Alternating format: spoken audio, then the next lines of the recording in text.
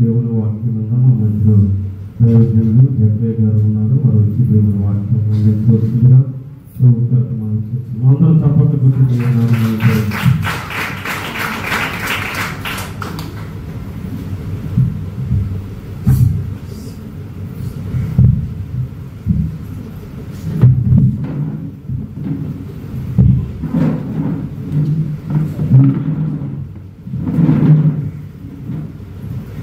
స్తోత్రం. దేవుని నామానికి మహిమ కలుగును గాక.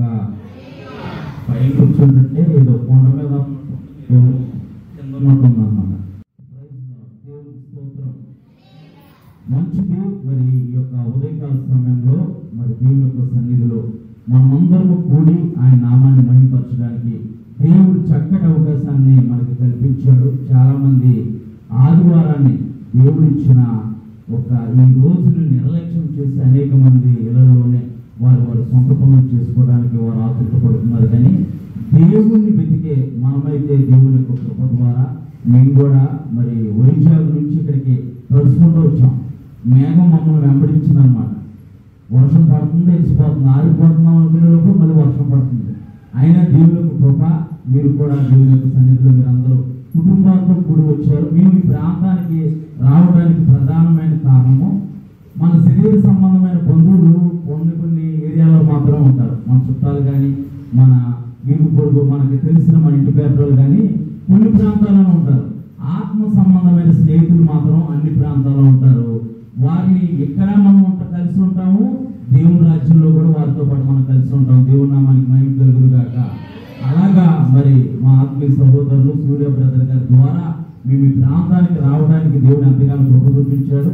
మమ్మల్ని ప్రేమతో ఆహ్వానించి మాకు అవకాశాన్ని కల్పించి మీతో పాటు మీకు కూడా దేవుని నామాన్ని స్తుతించడానికి మరి దైవ సేవకులు కూడా మమ్మల్ని ప్రేమిస్తున్న విధానాన్ని బట్టి మరి వారికి అలాగే అమ్మగారికి వారి కుటుంబం అంతటికి కూడా హృదయపూర్వకమైన వందనాలు తెలియజేస్తూ మరి ఈ ఉదయకాల సమయంలో కూడి వచ్చిన సంఘం అంతటికి కూడా లోకరక్షకుడైన యేసు ప్రభువు పరిశుద్ధ నామమున అందరికీ వందనాలండి. అందరూ బాగున్నారా? మంచిది. దేవుని సన్నిధిలో మనం బాగున్నామనంటే దేవుడు తప్పకుండా మనం ఎటువంటి పరిస్థితిలో ఉన్నా సరే మన పరిస్థితిని బాగు చేసి ఆయన మన జీవితాన్ని కట్టి ఆశీర్వదించే దేవుడు. ఈ యొక్క ఉదయకాల సమయంలో పరిశుద్ధ గ్రంథంలో నుంచి యోబు గ్రంథము 8వ అధ్యాయము 5, 6, 7 వచనాలు చదువుకుందాం. పరిశుద్ధ గ్రంథంలో యోబు గ్రంథము 425వ పేజీ, పాత నిబంధన గ్రంథం. నీవు జాగ్రత్తగా దేవుణ్ణి వెతికిన ఎడల సర్వశక్తుడకు ప్రతిమాలుకుని ఎడల నీవు పవిత్రుడివై యథార్థవంతుడు అయిన ఎడల నిశ్చయముగా ఆయన నీ యందు శ్రద్ధ నిలిపి నీ నీతికి తగినట్లుగా నీ నివాస స్థలమును వర్ధిల్ల చేయును. అప్పుడు నీ స్థితి మొదట కొద్దిగా ఉండినను తొదను నీవు మహాభివృద్ధి పొందిన. దేవుని నామానికి మహిమ కలుగును గాక. ప్రార్థన చేసుకుందాం. ప్రతి ఒక్క సహాయం కొరకు ప్రేమ నమ్మకం కలిగిన పరలోకపు తండ్రి, నీ పరిశుద్ధమైన అత్యున్నతమైన ఘనమైన నామాన్ని బట్టి మీకు వందనాలు, కృతజ్ఞతాస్తుతులు, స్తోత్రాలు దేవా. ఈ ఉదయకాల సమయంలో ఇటు రీతిగా తండ్రి ప్రభా మేమందరము సమాజంగా కుటుంబంగా కలిసి నీ నామాన్ని గణపరచడానికి నీ నామాన్ని మహిమపరచడానికి నీవు గొప్ప అవకాశాన్ని మాకు కలగజేసావు నాయన. అయా తండ్రి ప్రభా నీ వాక్యము మా బాధలో మాకు నెమ్మది కలగజేస్తుంది. నీ వాక్యమే తండ్రి ప్రభా మా జీవితాన్ని కడుతుంది. నీ వాక్యమే ప్రభా ప్రాణాంత మూలుగులోకి విభజించినటువంటి కూర్చు నాయన. శోధించి పరిశోధించి ప్రభా మమ్మల్ని పవిత్రపరుస్తుంది. ఎందుకంటే నీ మాటలు పవిత్రమైనవి నాయన. నీ పవిత్రమైన మాటలతో నీ అగ్ని వంటి మాటలతో తండ్రి ప్రభా అయా ఈ ఉదయకాల సమయంలో నాతో మా అందరితో మీరు మాట్లాడండి ప్రభా. విన్న వాక్యాన్ని మా హృదయాల్లో మేము ముద్రించుకొని దాని ప్రకారం జీవిస్తూ 30 60 100 ఫలించి నీ నిత్యరాజ్యంలో నీతో పాటు యుగాలు ఉండే భాగ్యాన్ని మీరు మా అందరికీ దయచేయమని యేసు పరిశుద్ధ నామమున ప్రార్థిస్తున్నాం తండ్రి. ఆమేన్. మనం చదువుకున్నాం యోబు గ్రంథము 8వ అధ్యాయము 5, 6, 7 వచనాలు. మరొకసారి చదువమ్మా. నీవు జాగ్రత్తగా దేవుణ్ణి వెతికిన ఎడల సర్వశక్తులకు ఎవరిని బతిమాలుకోవడం అంట, ఎవరిని వెతకాలంట?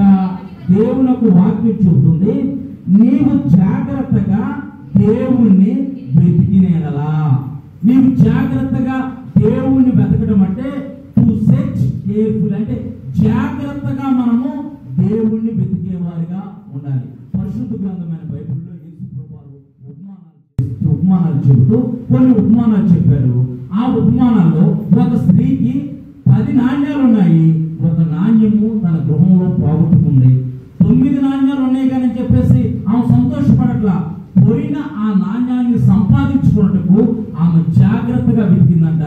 జాగ్రత్తగా వెతికితే ఆ నాణ్యం దొరికినప్పుడు ఆమె సంతోషించిందంట. దేవుని నామానికి మహిమ కలుగును గాక. అలాగే ఒక కాపరికి 100 గొర్రెలు ఉన్నాయి. 100 గొర్రెల్ని అడవిలోకి తోలుకొని వెళ్ళాడు. అవి మేత వేస్తుండగా ఒక గొర్రె తప్పిపోయింది. ఒక గొర్రె తప్పిపోయింది కదా అని చెప్పేసి 99 గొర్రెలు ఉన్నాయని చెప్పేసి 99 గొర్రెల్ని తను తోలుకొని రాలేదు. కానీ తప్పిపోయిన గొర్రె కొరకు అతను వెతికి అది దొరికినప్పుడు అతను సంతోషించాడంట. దేవుని నామానికి మహిమ కలుగును గాక. అలాగే యేసు ప్రభువు వారు నశించిపోతున్న మనల్ని పాపముల చేత అపరాధముల చేత చచ్చిన వారై ఉంటుండగా ఆయన మనల్ని ప్రేమించి ఆయన పరిశుద్ధమైన రక్తాన్ని మన కొరకు దారపోసి ఆయన యందు విశ్వాసం ఉంచిన వారి కొరకు ఆయన ఒక నిత్యరాజ్యాన్ని స్థాపించాడు. దేవుని నామానికి మహిమ కలుగును గాక. ఆ నిత్యరాజ్యంలో ఆయనతో పాటు మనం యుగాలు జీవించాలన్నదే ఆయన ఆకాంక్ష ఉన్నది. మరి అట్టి దేవుణ్ణి మనం ఎలా వెతకాలని పరిశుద్ధ గ్రంథమైన బైబిల్ చూస్తుందంటే జాగ్రత్తగా ఆయన్ని వెతకాలంట. జాగ్రత్తగా ఆయన వెతికితే ఆయన వెతికిన వారు ఆయన కనుగొంటారని పరిశుద్ధ గ్రంథమైన బైబిల్ చూస్తుంది. తట్టిన వారికి తీవ్రను. దేవుని నామానికి మహిమ కలుగును గాక. తట్టిన వారికి తలుపులు తెరిచే దేవుడవు, తట్టిన వారికి తలుపులు తెరిచే దేవుడవు. దేవా దేవా నీకే స్తోత్రం, దేవా దేవా నీకే స్తోత్రం, దేవా దేవా నీకే స్తోత్రం, దేవా దేవా నీకే స్తోత్రం. ఆయన హృదయమైన తలుపు దగ్గరుండి తట్టుచున్నాడు. ఎవడైనా తలుపు తీస్తే ఆయనతో పాటు ఆ తలుపు తీసిన వ్యక్తితో ఆయనతో పాటు భోజనం చేస్తారంట. దేవుని నామానికి మహిమ కలుగును గాక. ఈ ఉదయకాల సమయంలో దేవుని యొక్క మాటలు వినడానికి నీ హృదయం అనే తలుపు తీస్తే ఆయన వాక్యంతో ఆయన నింపి నీ పైన ఏర్పాటు చేస్తున్న ప్రతి విధమైన శాపం నుంచి నేను విడిపిస్తాడు. దేవుని నామానికి మహిమ కలుగును గాక. చదువు ఒకసారి నీవు జాగ్రత్తగా దేవుణ్ణి వెతికినేలా సర్వశక్తులకు దేవుణ్ణి బతిమాలుకోవాలంట. సర్వశక్తుడైన దేవుణ్ణి మనం ఏం చేయాలంట? బతిమాలుకోవాలి. లోకంలో ఒక సామెత ఉంది, అడగందైనా అమ్మ అన్నం పెడతారు, అడగందైనా అమ్మ అన్నం పెట్టరు. మన పిల్లలు ఉంటారు, మన కడుపులు పుట్టిన పిల్లలు ఉంటారు. మన పిల్లలు ఏం చేస్తారు? Mummy mummy please mummy please mummy chocolate కొనుక్కుంటారు, 10 రూపాయలు. అరే డబ్బులు లేవు, ఉన్నా సరే మనం ఏం చేద్దాం? వాడికి డబ్బులు అలవాటు చేయకూడదని, డబ్బులు లేవురా కావాలంటే అక్కడ స్వీట్లు ఉన్నాయి, లేకపోతే ఫ్రూట్స్ ఉన్నాయి తినరా. ప్లీజ్ మమ్మీ అని చెప్పేసి మెడ మీద పడేసి ముద్దులు పెట్టేసుకొని ప్లీజ్ మమ్మీ ప్లీజ్ డాడీ అంటే మనం ఏం చేద్దాం? 10 రూపాయలు ఇవ్వాల్సిన పోయి 20 రూపాయలు ఇచ్చి మంచి కొనుక్కున్నాను అంటే మన పిల్లలు ఏం చేస్తున్నారు? బతిమాలుతున్నారు. ప్లీజ్ మమ్మీ ప్లీజ్ డాడీ అని అంటున్నారు. మనము కూడా సర్వశక్తి గల దేవుడు అంటే భూమి ఆకాశాన్ని సృష్టికర్త అయిన యెహోవాని మనము బతిమాలుకుంటే, ఆయన నోటి మాట చేత భూమి ఆకాశం సృష్టికర్త అయిన దేవుని మనం బతిమాలుకుంటే చదువమ్మా ఆ పైన చదవాలి. సర్వశక్తులకు దేవుణ్ణి మనము బతిమాలుకుంటే అంటే డాడీ ప్లీజ్ డాడీ ఇది నీవే చేయగలవు. మరి పాస్టర్ గారు మంచి ఆరాధన చేశారు. నాకు చాలా ఇష్టమైన పాట, ఈ మధ్య కాలంలో చాలా ఇష్టమైన పాట. మా అబ్బాయి రోజు అదే పాట పాడుతూ ఉంటుంటే అది నా నోట్లో కూడా నానిపోయింది. నేను నేర్చుకోలేదు కానీ రోజు మా వాడు అదే పాట పాడుతూ ఉంటుంటే అది నా నోట్లో కూడా నానిపోయింది. అంటే అద్భుతం చేయమని అంటే అద్భుతం అంటే ఏంటి? అద్భుతం అంటే ఏంటి అసలు? అద్భుతం అంటే ఏంటి? అద్భుతం అంటే ఏంటి? మన చేయలేదాన్ని, మన వల్ల కానిది, మనకు అసాధ్యమైనది దేవుడు మాత్రమే సుసాధ్యం చేయగలది అంటున్నాం. దేవుడు నామానికి మహిమ కలుగును గాక. మన వల్ల కాదు. ఐసీలో పేషెంట్ ఉన్నాడు, బంధువులు వచ్చారు, బయట నుంచి ఉన్నారు. డాక్టర్ గారు లోపల నుంచి వచ్చి, అమ్మా మా ప్రయత్నం మేము చేస్తున్నాం, మీ ఇష్టదైవాన్ని మీరు ప్రేర్ చేసుకోండి, లేకపోతే బతిమాలుకోండి, మీ ఇష్టదైవాన్ని మీరు తెలుసుకొని మీరు బతిమాలుకోండి, మా ప్రయత్నం మేము చేస్తున్నాం, మీ ప్రయత్నం మీరు చేయండి అంటే మా వల్ల అయితే ఏం కాదు, మా వల్ల అయితే ఏమి కాదు, మీరు మీ దేవుణ్ణి ప్రార్థన చేసుకోండి. మన వల్ల కాంతి ఆయన మన జీవితాల్లో చేయడమే అద్భుతం. దేవుని నామానికి మహిమ కలుగును గాక. ఇక్కడ సర్వశక్తుడైన దేవుణ్ణి మనము బ్రతిమాలుకుంటే, సర్వశక్తుడైన దేవుని సన్నిధిలో మనం ప్రార్థన చేస్తే, మన కష్టంలో, మన నష్టంలో, మన వేదంలో, మన దుఃఖంలో, మన సమస్యలో మనము దేవుని తట్టు చూస్తే, దేవుని వైపు చూస్తే, దేవుని సన్నిధిలో మనం గోజాడితే, దేవుని సన్నిధిలో మనం బతిమాలుకుంటే, చదువమ్మా, నీవు పవిత్రుడై బతిమాలుకోవడమే కాదు, నీవు పవిత్రుడై యథార్థంగా జీవిస్తూ పవిత్రుడిగా జీవించడం అంటే పాపాన్ని అసహించుకోవడము, లోకాన్ని అసహించుకోవడము, లోకంలో ఉన్నదంతా నేత్రాశ జీవించడము కనుక లోకంతో స్నేహము దేవునికి వైరమని మీరు ఎరగడానికి పరిశుద్ధుడైన పౌలు రాస్తున్నాడు. మన లోకాన్ని ద్వేషించి పవిత్రుడిగా, నేను పరిశుద్ధుడై ఉన్న ప్రకారము మీరు కూడా పరిశుద్ధుడై ఉండడని దేవుని యొక్క వాక్యం చూస్తుంటే, మనం పరిశుద్ధంగా జీవిస్తూ, నీకు కష్టం ఉండొచ్చు, నీకు అప్పు ఉండొచ్చు, నీకు అనారోగ్యం ఉండొచ్చు, నీకు అవమానాలు ఉండొచ్చు, నీకు నిందలు ఉండొచ్చు, ఏవైనా సమస్యలైనా చుట్టుముట్టినా సరే నీవు పవిత్రుడిగా జీవిస్తూ, యథార్థంగా నీవు జీవిస్తూ, చదువమ్మా, నీవు పవిత్రుడివై యథార్థవంతుడివై కదా నిశ్చయముగా ఏం చేస్తారంట, సృష్టికర్త అయిన దేవుడు ఏం చేస్తారంట, ఒకవేళ నువ్వు సమస్యలో ఉన్నా, ఇబ్బందులో ఉన్నా, కష్టంలో ఉన్నా, నష్టంలో ఉన్నా, ఎటువంటి బాధ గుండా వెళ్తున్నా సరే నీకు పవిత్రుడిగా యథార్థవంతుడిగా నీవు జీవిస్తూ దేవుణ్ణి బతిమాలుకుంటూ దేవుని వైపు చూస్తా ఉంటే ఆయన నీ యందు శ్రద్ధ నిలుపుతాడంట. దేవుని నామానికి మహిమ కలుగును గాక. ఆయన మన యందు శ్రద్ధ నిలుపుతాడంట. ఆయన మన వైపు చూస్తాడంట. నీతిమంతుల ప్రార్థన వైపు ఆయన చెవులు యొక్కి ఉన్నవి అంటే ఆయన ఆసక్తిగా ఆలోచిస్తాడు. నా కుమారుడు మొరపెడుతున్నాడు, నా కుమారుడి జీవితంలో, నా కుమార్తె జీవితంలో నేను తప్పకుండా అద్భుతం చేయాలి. దేవుని నామానికి మహిమ కలుగును గాక. నీతిమంతుల ప్రార్థన వైపు ఆయన చెవులు యొక్కి ఉన్నవని దేవుని యొక్క వాక్యం చూస్తుంది. చదువమ్మా, నిశ్చయముగా నీ యందు ఎవరందు నేను శ్రద్ధ నిలుపుతానంట. మనుషులు ఎవరు మన శ్రద్ధ నిలపరు. మనుషులు మాట ఇచ్చి తప్పచ్చు, కానీ ఆయన మాట ఇచ్చి తప్పుటకు నరుడు కాదు. ఆయన భూమి ఆకాశాల సృష్టికర్త అయిన యెహోవా. దేవుని నామానికి మహిమ కలుగును గాక. ఆయన నీ యందు, నా యందు, మన యందు శ్రద్ధ నిలిపి నీ నీతికి తగినట్టుగా, నీ నీతికి తగినట్టుగా అంటే అబ్రహాము దేవుని నమ్మెను. నిరీక్షణకి ఆధారం లేనప్పుడు, సమస్యలో, ఇబ్బందులు, నిరీక్షణకి ఆధారం లేనప్పుడు అబ్రహాము దేవుని నమ్మెను, అది అతనికి నీతిగా చెప్పండి. నీవు దేవుని నమ్మితే, దేవుని యొక్క పరిశుద్ధ రక్తంలో నీ పాపాలు కడగబడితే, నీవు దేవుని కుమారుడు అయితే, దేవుని కుమార్తె అయితే దేవుడు నీ యందు శ్రద్ధ నిలుపుతాడంట. దేవుని నామానికి మహిమ కలుగును గాక. నీ యందు శ్రద్ధ నిలిపి నీ నీతికి తగినట్టుగా, చదువు, నీ నీతికి తగినట్టుగా నీ నివాస స్థలాన్ని వర్ధిల్లింపజేస్తాడు. దేవుని నామానికి మహిమ కలుగును గాక. మీ నివాస స్థలాలన్నింటి చుట్టూ ఆయన అగ్ని కంచి ఉంటుంది. మీ కుటుంబాల మీద ఆయన పరిశుద్ధ రక్తం ఉంటుంది. మీ శిరస్సుల పైన ఆయన పరిశుద్ధ రక్తం ఉంటుంది. ఆయన రక్త కోటలలో మిమ్మల్ని, మీ కుటుంబాలని దాచి ఉంచుతాడు. దేవుని నామానికి మహిమ కలుగును గాక.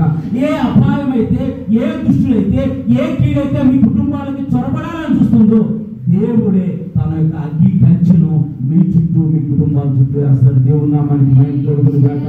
నీ నీతికి తగినట్టుగా నీ నివాస స్థలమును ఆయన వర్ధిల్లింపజేస్తాడు. ఒకవేళ ఇంటి పక్కన వాళ్ళు వర్ధిల్లకపోవచ్చు, ఇంటి ఎదురుగా ఉన్న వాళ్ళు వర్ధిల్లకపోవచ్చు, ఇంటి వెనకమాల ఉన్న వాళ్ళు వర్ధిల్లకపోవచ్చు, కానీ నీవు మాత్రము అనేకులు ఎదుట గొప్ప చేయబడతావు. దేవుని నామానికి మహిమ కలుగును గాక. ఒకవేళ లోకం దృష్టిలో నువ్వు వర్ధిల్లకుండా ఉన్నది కనపడవచ్చు, కానీ ఒకానొక దినాన నిన్ను అనేక తరములకు బహు సంతోషకారకుడిగా ఆయన చేస్తాడు. దేవుని నామానికి మహిమ కలుగును గాక. చదువమ్మా. అప్పుడు ఏది, ఒకవేళ నీ కష్టంలో, నీ నష్టంలో, నీ యొక్క సమస్యలో నీవు యథార్థవంతుడిగా, నీతిగా, పవిత్రుడిగా జీవిస్తూ, దేవుని బతిమాలుతూ, దేవుని తట్టు చూస్తూ, దేవుని మీద ఆధారపడుతూ ఉంటే నీ స్థితి కొంచెముగా ఉండను.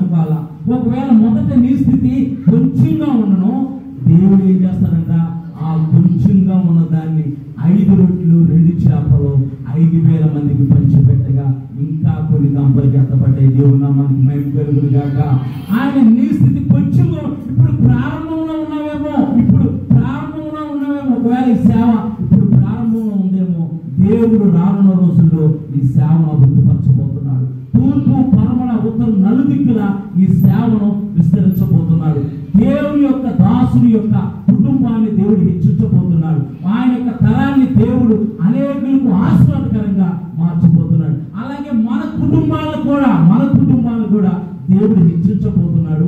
మన స్థితి మొదట కొంచెంగా ఉన్నను, ఒకవేళ ప్రారంభంలోనే ఉందేమో, సమస్యలోనే ఉందేమో, ఈ సమస్య నుంచి నేను బయటపడితే బాగుందని నీవు అనుకుంటున్నావేమో, నీ స్థితి మొదట కొంచెంగా ఉండను, తుదకు మహాభివృద్ధి పొందుడు. దేవుని నామానికి మహిమ కలుగును గాక.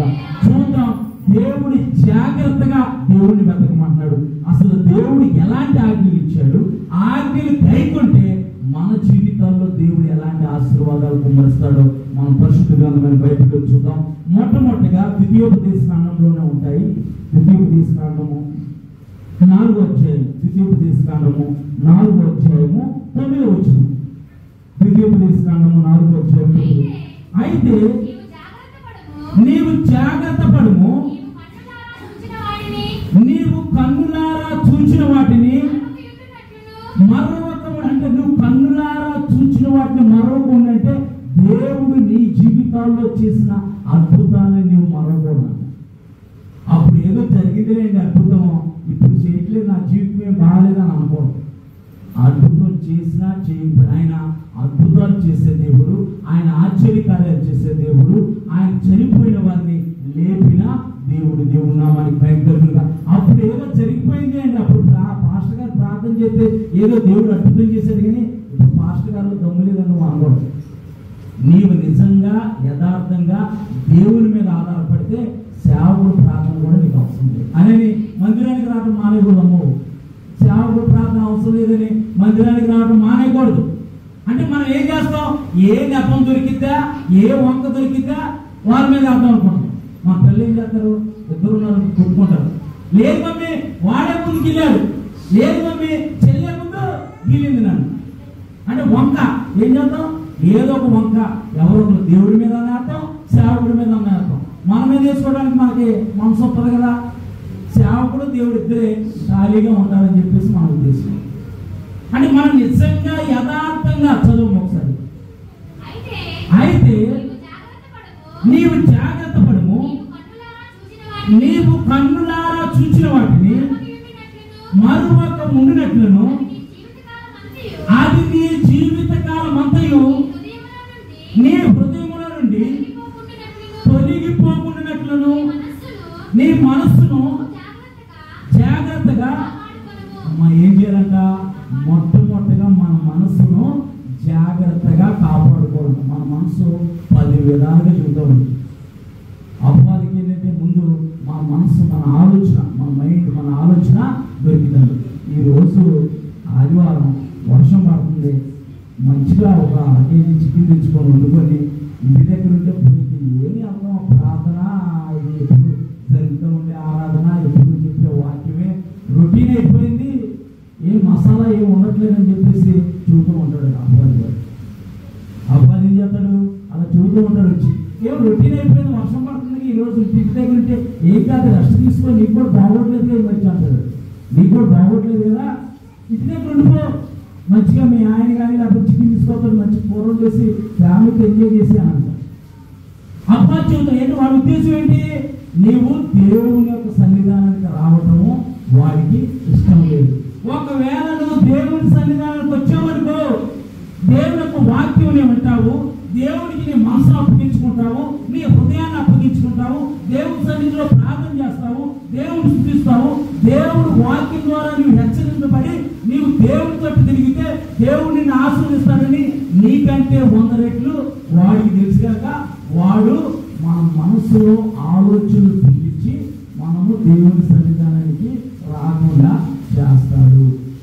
నిజంగా ఈ కష్టంలో, వేదంలో, దుఃఖంలో, సమస్యలో దేవుని మందిరానికి వచ్చి దేవుని సన్నిధిలో మోకరించి నీ 2 చేతులు పైకెత్తి దేవుని బతిమాలుకుంటే నీవు ఈ యొక్క దేవుని మందిరం గడప దాటే లోపల నీ జీవితంలో దేవుడు అద్భుతం చేస్తాడు. దేవుడు నామానికి మహిమ కలుగును గాక. అలాంటి విశ్వాసం మనకు ఉండాలి. అందుకే ఇక్కడ దేవునికి వాక్యం ఏం చెబుతుందంటే లాస్ట్ లైన్ చదువుమా, అదే లాస్ట్ లైన్ చదువు. ద్వితీయోపదేశకాండం 4:9 మీ మనస్సును ఎలా బహు జాగ్రత్తగా, మనం జాగ్రత్తగా దేవుడు వెతకాలి. బహు జాగ్రత్తగా మన మనసుల్ని మనము కాచుకోవాలని అంటే మన మన మన యొక్క ప్రవర్తన అంతటికి ఆయన అధికారానికి ఒప్పుకోవాలి. దేవుడు నామానికి మహిమ కలుగును గాక. మన ప్రవర్తన అంతా ఎప్పుడైతే దేవుడి యొక్క చేతిలో పెడతామో దేవుడు చెప్పినట్టు మనం నడుచుకుంటూ ఉంటాం. దేవుని యొక్క ఆశీర్వాదాలు, దేవుని యొక్క దీవెనలు పొందుకుంటాం. దేవుడు నామానికి మహిమ కలుగును గాక. మొట్టమొదటి పాయింట్ ఏంటంటే మన మనసుల్ని జాగ్రత్తగా, బహు జాగ్రత్తగా కాచుకోవాలి. చూద్దాం ద్వితీయోపదేశకాండము 4:23. నీ దేవుడైన యెహోవా నీవు ఏర్పరిచిన నిబంధనను మరచి నీ దేవుడైన యెహోవా నీకు ఆజ్ఞాపించినట్లు ఏ స్వరూపము కలిగిన విగ్రహమునైనను చేసుకుంటున్నట్లు నీవు జాగ్రత్త పడవని. అంటే దేవుడికి ఇవ్వాల్సిన ప్రయారిటీ, దేవుడికి ఇవ్వాల్సింది దేవుడికి ఇవ్వాలి. దేవుడు కాదని దేనికి ఇచ్చినా మొదటి ప్రయారిటీ దేవుడు ఊరుకోడు. అది మొట్టమొదటి నిబంధన. ఇశ్రాయేలు ప్రజలకు ఇచ్చాడు మొట్టమొదటి నిబంధన. దేవుడు కాదని ప్రయారిటీ. మాకేం అవసరం? సేవకుడు రవితేజ గారికి ఏమవసరం? ఆయనకి 2 రోజులు లీవ్ దొరికింది. 2 రోజులు లీవ్ దొరికింది. ఆ లీవ్లో కూడా ఆయనకి డ్యూటీ వేశారు. అయినా సరే దేవుని పని చేయాలి. దేవుని మాటలు అనేకులకి చెప్పాలి. అనేకుల జీవితాలు దేవుని తప్పు తిరగాలని ఆకాంక్షించి దేవుడు ప్రేరేపించిన ప్రకారము అనేక ప్రాంతాలకు వెళ్తూ ఉంటారు. దేవుని నామానికి మహిమ కలుగును గాక. ఆయనకి ఏమవసరం? నాకేమవసరం? ఆదివారం మాకు సంఘం అక్కడ చక్కగా 2 సర్వీసులు చేసుకుంటాను. 2 సర్వీసులు. పొద్దున 10:30 సర్వీస్ అయిపోయింది. మళ్ళీ 12:30 నుంచి మళ్ళీ 2 గంటల వరకు 2 సర్వీసులు చేసుకుంటాం. ఆయన ఎందుకంటే దేవుడు మాటలు అనేకులకు తెలియజేయాలి. అనేకులు దేవుడి తట్టు తిరగాలని దేవుడు ఘనహీనమైన మా ఘటాలను ఎదుర్కొని ఆయన విజయోత్సాహంతో నడిపిస్తున్నాడు. దేవుడు నామానికి మహిమ కలుగును గాక. మనం మొట్టమొదటి ప్రయారిటీ ఎవరికి ఇవ్వాలంటే దేవుడు కాదని దేనికి ఇవ్వకూడదు. దేవుడు కాదని దేనికి. ఒకసారి వచ్చిన మొదటి కానీ చూడండి. నీ దేవుడైన యెహోవా నీకు ఏర్పరిచిన నిబంధన అంటే నేను తప్ప ఏ దేవుడు లేదని చెప్పాడు. దేవుడు ఏం చెప్పాడు? నేను తప్ప ఏ దేవుడు లేదు ఈ భూమి మీద. నేను తప్ప ఏ దేవుడు లేదు. దేవుని మర్చి, సృష్టికర్తను మర్చి సృష్టమును పూజిస్తే ఆయన యొక్క కోపానికి మనము పాత్రులవుతాం. అందుకే దేవుడు మొట్టమొదటిగానే చెప్పాడు. చదువు. నీ దేవుడైన యెహోవా నీకు ఆజ్ఞాపించినట్టు. ఆజ్ఞ అంటే కమాండ్మెంట్, ఆజ్ఞ. ఆజ్ఞాపించాడు. నీవు బహు జాగ్రత్తగా చెప్పడం. ఇది ఆజ్ఞాపించడం అంటే నీవు కంపల్సరీ చేయాల్సిందే. ఇది కాదని నువ్వు ఏది చేయడానికి వీల్లేదు. ఆజ్ఞాపించడం. చదువు. ఏ స్వరూపము కలిగిన విగ్రహమునైనను అంటే దేవునికి ఇవ్వాల్సిన మహిమ దేవుడికి ఇవ్వాలి. దేవుడికి ఇవ్వాల్సిన మహిమ దెయ్యానికి ఇవ్వకూడదు. దేవుడికి ఇవ్వాల్సిన మహిమ దేవుడికి ఇవ్వాలి. దేవుడు కాదని దెయ్యానికి ఇచ్చేవరకు దేవుని యొక్క ఆశీర్వాదాలు, దేవుని యొక్క దీవెనలు నీవు పొందుకోలేవు. మొట్టమొదటి పాయింట్, నీ మనసును బహు జాగ్రత్తగా చూసుకోవాలి. తర్వాత మనము దేవునికి ఇవ్వాల్సిన మహిమ దేవుడికి ఇచ్చేటట్టు బహు జాగ్రత్త పడాలి. చూద్దాం ఒకసారి ద్వితీయోపదేశకాండము 5వ అధ్యాయము 33వ వచనం. ద్వితీయోపదేశకాండం 5వ అధ్యాయం 33వ వచనం. కాబట్టి నీవు కుడికే గాని ఎడమకే గాని నీవు తిరగక మీ దేవుడైన యెహోవా ఆజ్ఞాపించినట్లు చేయుటకు ఏం చేయాలంట? కుడికే గాని ఎడమకే గాని అని అంటే నీవు దేవుని తెలుసుకొని యేసు ప్రభువు రక్తంలో నీవు కడగబడి ఆయన కుమార్తెగా ఆయన కుమారుడిగా మార్చబడిన తర్వాత అటు ఇటు తిరగకూడదు. ఏ దారిని పడితే ఆ దారిని అవ్వకూడదు. మనము ఒక ఒడ్డుకి వెళ్ళాలంటే, ఒడ్డుకి చేరాలంటే నదిలో ఎన్ని పడవల మీద ప్రయాణం చేస్తాం? ఒక పడవ మీద ప్రయాణం చేస్తాం. లేదంటే నేను బాగా ప్రయాణం చేస్తామని ఒక్క పడవలో వేస్తామా? ఒక తూర్పు వెళ్ళింది, ఒక పడవ వెళ్ళింది పడవ. అవునా కదా? అంటే 2 పడవల మీద మనం ప్రయాణం చేయకూడదు. నీవు నిజంగా దేవుని వైపు దృష్టి నిలిపితే, దేవుని తోటి తిరిగితే కుడికే గాని ఎడమకే, అదే ఇదేనండి అంటారు. అదే ఇదేనండి. అది ఆదివారం మాత్రమే, సోమవారం నుంచి శనివారం వరకు మాదేనండి, అది ఇదేనండి. కొంతమంది గృహప్రవేశం పెట్టుకుంటారు. గృహప్రవేశం పెట్టుకొని పట్టపగలేమో మాస్టర్ గారిని పిలిపించి ప్రార్థన చేయించుకొని మంచిగా చేస్తారు. రాత్రి అయితే వాళ్ళ తంతు వాళ్ళు చేసుకుంటారు. వాళ్ళు చెప్పకూడదు, తీసుకున్నట్టు వాళ్ళ తంతు వాళ్ళు చేసుకుంటారు. మనం పగటి వారమా చీకటి వారమా? దేవుని యొక్క వాక్యం చెబుతుంది మనం వెలుగు సంబంధము. చీకటితో వెలుగుకి ఏమి ఉంది? మనము చీకటి నుండి వేరు చేయబడ్డాం. కుడికే గాని ఎడమకే గాని తిరగకూడదు. మనం అమ్మా పెద్దమ్మా కుడికే గాని ఎడమకే గాని పెద్దమ్మ ఏం చేస్తారంటే ఆచారం శాస్త్రం అంటారు. ఆచారం మన తరతరాల నుంచి వస్తుంది అంటే తరతరాల క్రైస్తవులాగా మనము బ్రతకూడదు. నిజమైన క్రైస్తవులాగా బ్రతికి నీవు చూపిస్తే నీ మాదిరితనము అనేక తరాలకు ఉపయోగపడుతుంది. దేవుని నామానికి మహిమ కలుగును గాక. మా సంఘంలో ఒక పెద్దావిడ తల్లిగారు ఉన్నారు. ఆమె పేరు దీవెనమ్మ. ముగ్గురు కుమార్తెలకి వివాహం చేసింది. ఆమె నిక్కాసైన క్రైస్తవురాలాగా ఉంది. వాళ్ళ కుమార్తెలు ఇంకా దేవుని తెలుసుకోలేదు. రెండో కుమార్తె దేవుని ఇప్పుడు తెలుసుకుంటుంది. అయినా సరే దేవుణ్ణి కాదని ఏది చెప్పి మీకు కావాలంటే మీరు చేసుకోండి రాలేదు, మీకు కావాలంటే మీరు చేసుకోండి, నా దేవుడు ఎలాగ చూస్తున్నాడు అని కుమార్తెను పట్టించుకోవడం కాదు. ప్రతి దాంట్లో ఆమె ముందుంటా ఉంది. అంటే ఆమెను బట్టి ఆమె కుమార్తెలు దేవుని తెలుసుకున్నారు. దేవుని నామానికి మహిమ కలుగును గాక. అలాంటి భక్తి చేయాలి. ఒక 1/2 కిలోమీటర్ దూరం ఉండేది వచ్చే సంఘానికి 1/2 కిలోమీటర్ దూరం ఉంటే ఆ కళ్ళు సరిగ్గా కనపడట్లేదు, అయినా సరే కనపట్టుకొని దేవుని యొక్క మందిరానికి వస్తుంది. మా కుడికే కానీ ఎడమకే కానీ తిరగకుండా బహు జాగ్రత్త పడాలి. దేవుని నామానికి మహిమ కలుగును గాక. అదే ద్వితీయోపదేశకాండము 16వ అధ్యాయం 17వ వచనం.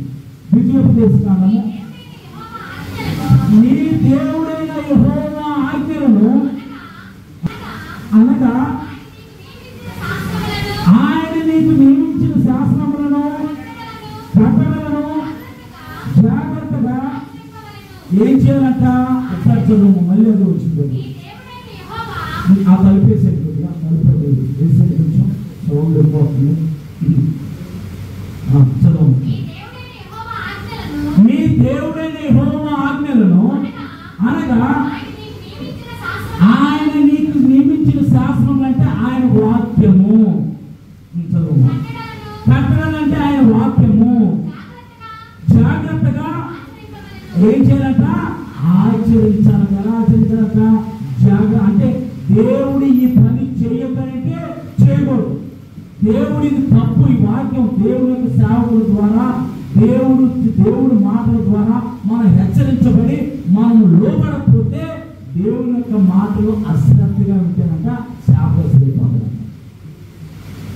ఎవరు మనం శపించాల్సిన అవసరం లేదు. దేవుని మాటలు అశ్రద్ధగా వింటే శాపగ్రస్తులు అవుతామంట. మరి అలాంటిది దేవుని యొక్క ఆజ్ఞలు, దేవుని యొక్క కట్టడలు మనం ఏం చేయాలంట?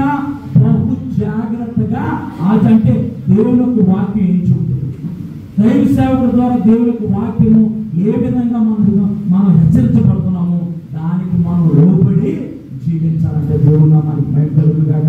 పాస్టర్ గారికి ఏం పని లేదండి, అలాగే చూడాలంటే ఇది మేము రాసుకుంది కాదు, ఇది మేము రాసుకుంది కాదు, పరిశుద్ధాత్మ ద్వారా అనేక మంది భక్తులు రాసిన దేవుని యొక్క వాక్యము దేవుడు మనకి బయటకు కాక. మేము రాసుకొని వచ్చింది కాదు, మేము ముద్రించింది కాదు, ఇది అనేకుల చేత పరిశోధించబడింది దేవుని యొక్క వాక్యం.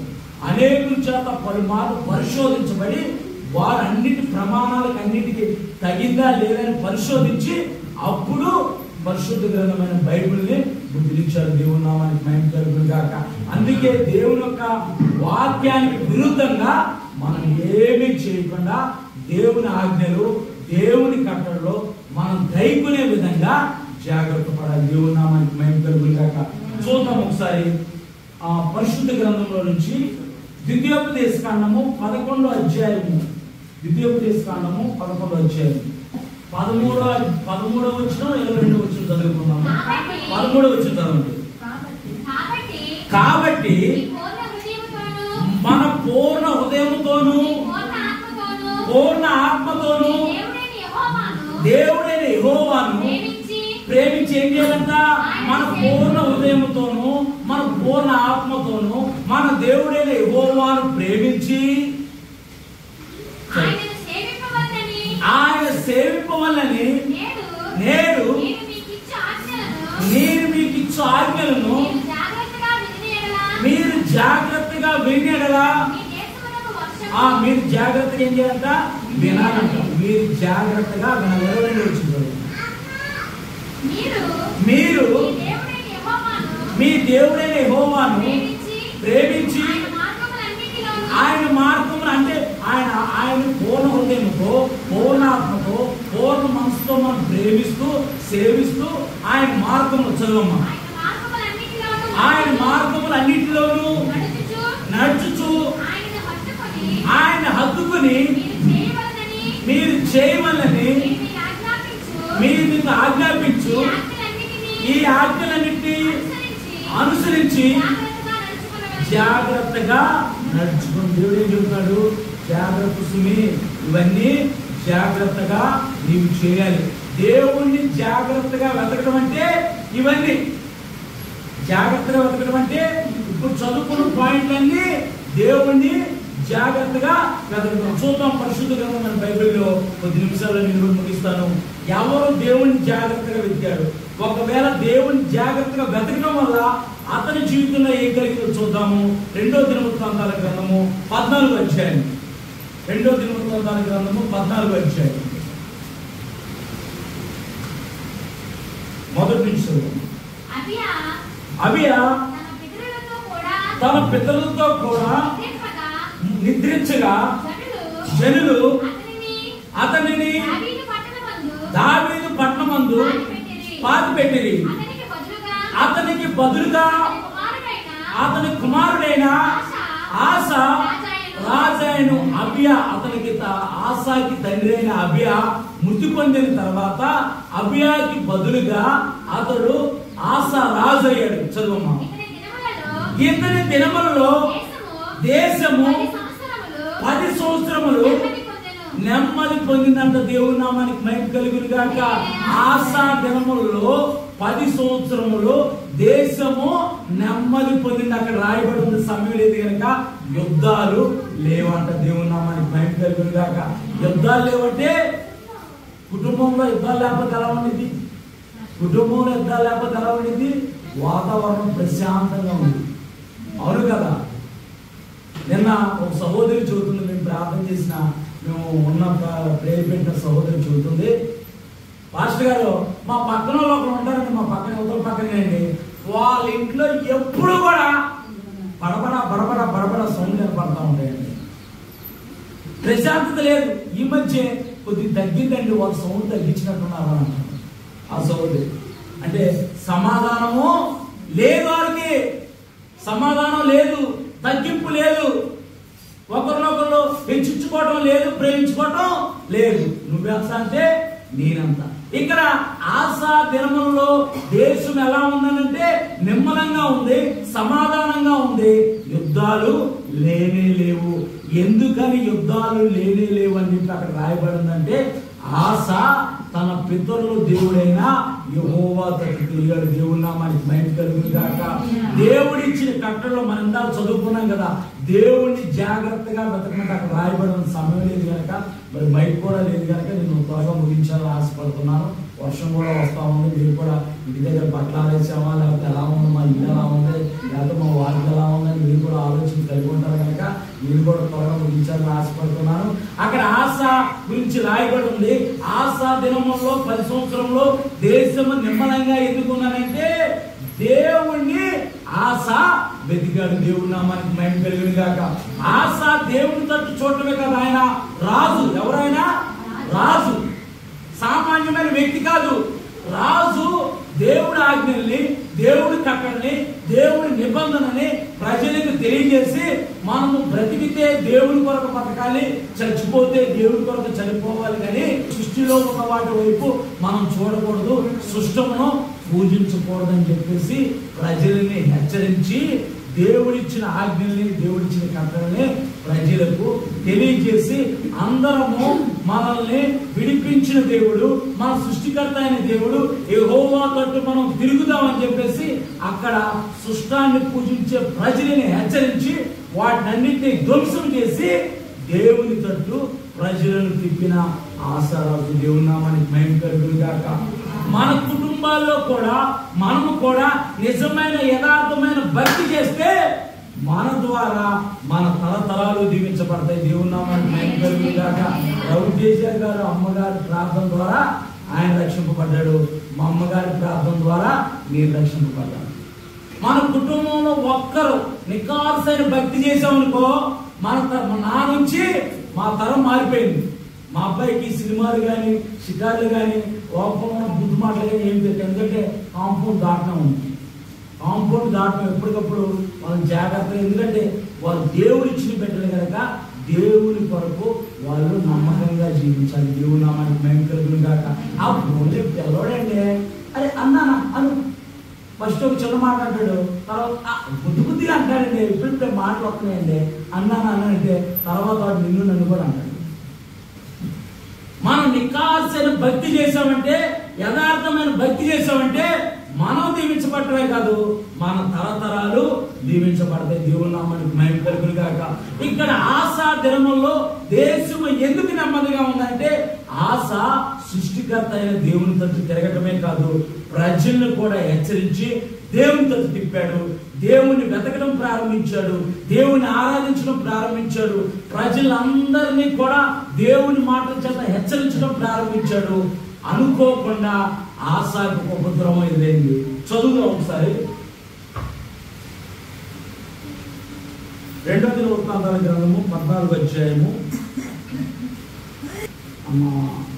8వ వచనము. ఆ కాలమున డాలను ఈటలను పట్టుకొను 3 లక్షల మంది 3 లక్షల యోధావారి సైన్యం ఉన్నది. ఆశకి ఎంతమంది ఉన్నారు? 3 లక్షల యోధా సైన్యం. 9వ వచ్చింది. ఆ కుషీడైన జరాహు, ఎవరంట? కుషీడైన జరాహు ఎవరికి మీదకంటే ఆశా ఉన్న దేశం మీదకి దండెత్తి వచ్చి దేశం చుట్టూరు ఎలా ముట్టడేసారంట. చదవమా వచ్చింది. దండెత్తి ఎంత, వీళ్ళు ఎంతమంది ఉన్నారు? వీళ్ళు పైన చదువు.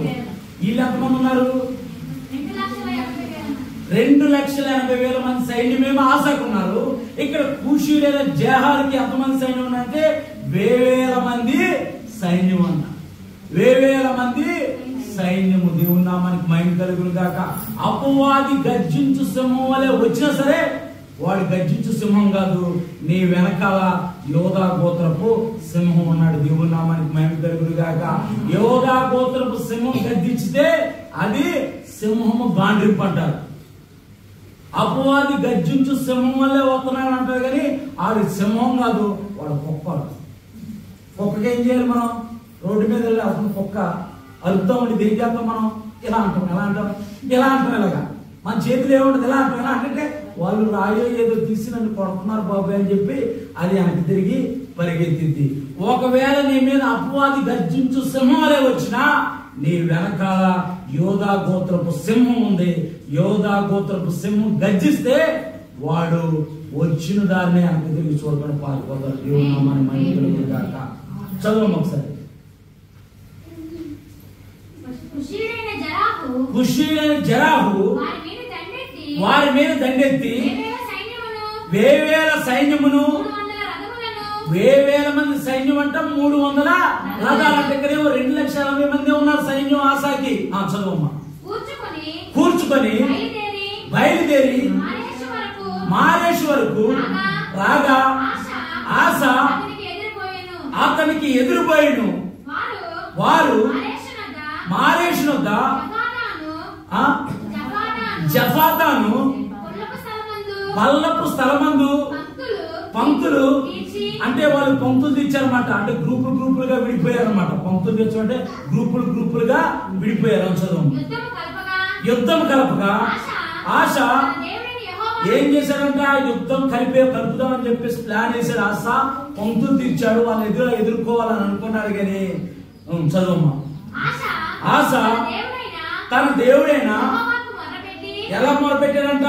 తన దేవుడైన యెహోవాకు మొరపెట్టడం అంటే సర్వశక్తిని బతిమాలుకుంటున్నాడు. ఆయన తట్టు తిరుగుతున్నాడు. చదవమ్మా.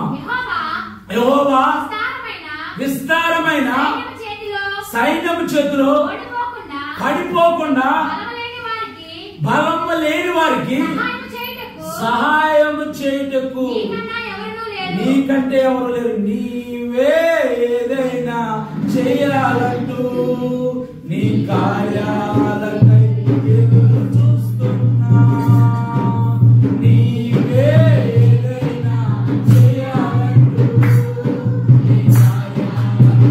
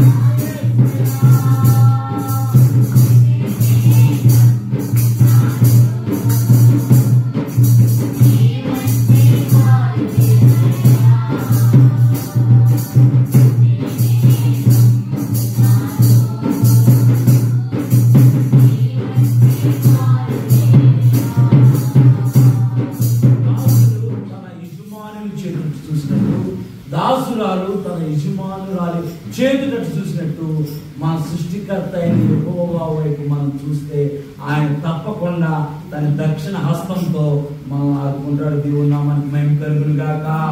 ఇక్కడ ఆశ అంటున్నాడు, బలము లేని వారికి మనుషుల చేతుల్లో నుంచి, బలము గల వారి చేతుల్లో నుంచి బలహీనలు విడిపించేది నీవే ప్రభు అని చెప్పేసి ఇక్కడ ఆశ ప్రార్థన చేస్తున్నాడు. చదువమ్మా. మా దేవా యెహోవా మాకు సహాయం చేయము, నిన్నే నమ్ముకొని ఉన్నాము. నీ నామమును బట్టి ఈ సైన్యమును ఎదిరించుటకు బయలుదేరి. దావీదు అంటాడు, సైన్యములకు అధిపతి అయిన యెహోవా నామం పేరట నీ మీదకి వచ్చి ఉన్నాడు ఒక్క అన్నాడు గొలియాదుని. గొలియాదు ఏకంత లేడు దావీదు. గొలియాదు ఖడ్గం అంత లేడు దావీదు. ఏమన్నాడు? సైన్యములకు అధిపతి యెహోవా నామం పేరట నిన్ను హతమొందించడానికి వచ్చాను అన్నాడు. దేవుని నామానికి మహిమ కలుగును గాక. ఆయన నామము అన్ని నామముల కన్నా పైనామము, ఆ నామము నజరేయుడైన యేసు నామం. దేవుని నామానికి మహిమ కలుగును గాక. నీవు యేసు నామాన్ని ఉచ్చరిస్తే, యేసు నామాన్ని స్మరిస్తే నీ మీద, నీ కుటుంబం మీద ఏర్పడిస్తున్న ప్రతి విధమైన శాపము కొట్టువేయబడింది. దేవుని నామానికి మహిమ కలుగును గాక. ఇక్కడ ఆశ అంటున్నాడు, మాకు బలం లేదు ప్రభా, నీవే మమ్మల్ని విడిపించేది, నీవే మాకు సహాయం చేసేదని ఆశ ప్రార్థన చేయగా, ఆశ దేవుని తట్టు తిరగా ఏం జరిగిందో చూసుకుని చదవమ్మ స్పీడ్గా. నిన్నే నమ్ముకొని ఉన్నాను, నీ నామమును బట్టి సైన్యమును ఎదిరించుటకు బయలుదేరి ఉన్నాను. యెహోవా నీవే మా దేవుడు, నీవు తప్ప ఈ ముల్లోకాల్లో ఈ భూమి మీద, ఆకాశమందు ఆకాశం కింద గాని, భూమి లోపల గాని, సముద్రంలో గాని ఏ దేవుడు లేడు, నీవే సృష్టికర్త అయిన దేవుడు అన్నాడు. దేవుడు అని ఆశ ప్రార్థన చేస్తాం. చదువమ్మా. నరమాతులను నీ పైన చేయ, నరమాతులను నీ పైన జయమందలు అని ప్రార్థింపగా యెహోవా కూషీడైన ఆశా ఎదుటను యోదావారి ఎదుటను నిలవనీయక, ఆయన ఎవరు మొత్తారంటే వాళ్ళకి యుద్ధం చేయట్లే. ఇంకా వాళ్ళు వచ్చిన సైనికులతో యోదావారి యొక్క సైనికులు యుద్ధం చేయట్లా. యోదావారి ఎదుటను ఆశా ఎదుటను ఏం చేశాడంట? దేవుడు ముత్తాడంట. ఎవరు ముత్తాడంటే శత్రువులను ముత్తాడు. శత్రువు ఒక దారి గుండా వచ్చి 7 దారుల గుండా పారిపోతాడు. దేవుని నామానికి మహిమ కలుగును గాక.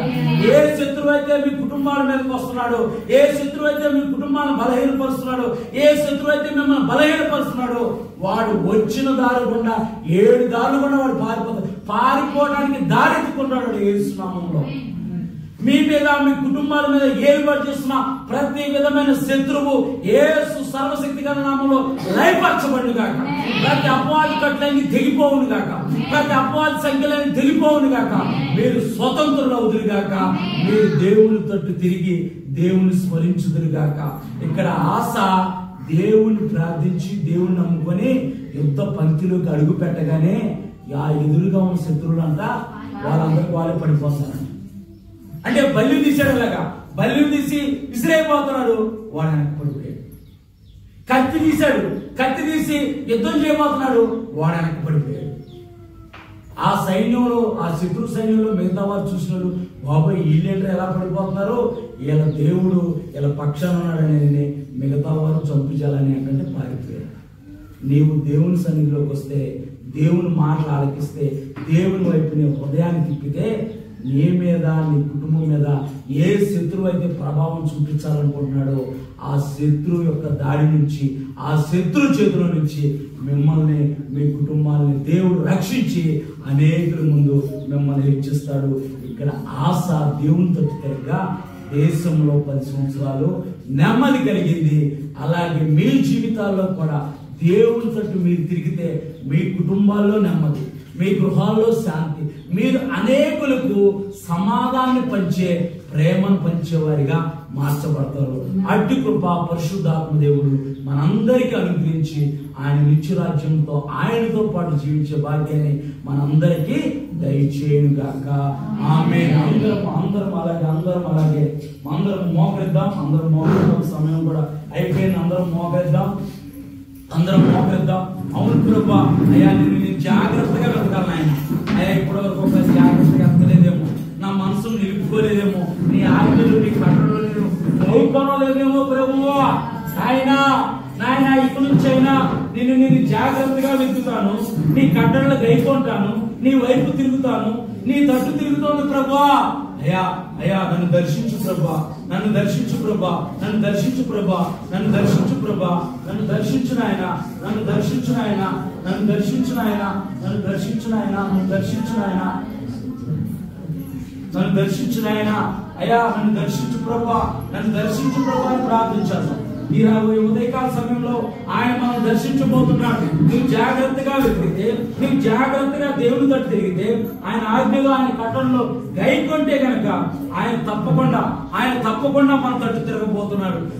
మన పైన దృష్టి వెళ్ళిపోతున్నాడు, మన పైన శ్రద్ధ వెళ్ళిపోతున్నాడు. నీకు ఏ అవసరంలో, ఏ అక్కడితో వచ్చావో, ఏ సమస్యతో వచ్చావో, ఏ ఇబ్బందితో వచ్చావో దేవుని అడుగు. అవును ప్రభా, అయ్యా నాకు ఈ సమస్య ఉంది, నాకు ఇబ్బంది ఉంది, నా పరిస్థితి ఎలా ఉంది, అయ్యా నా పైన శ్రద్ధ నిలుపు ప్రభా, నన్ను దర్శించు ప్రభా, నా తట్టు తిరుగు ప్రభా.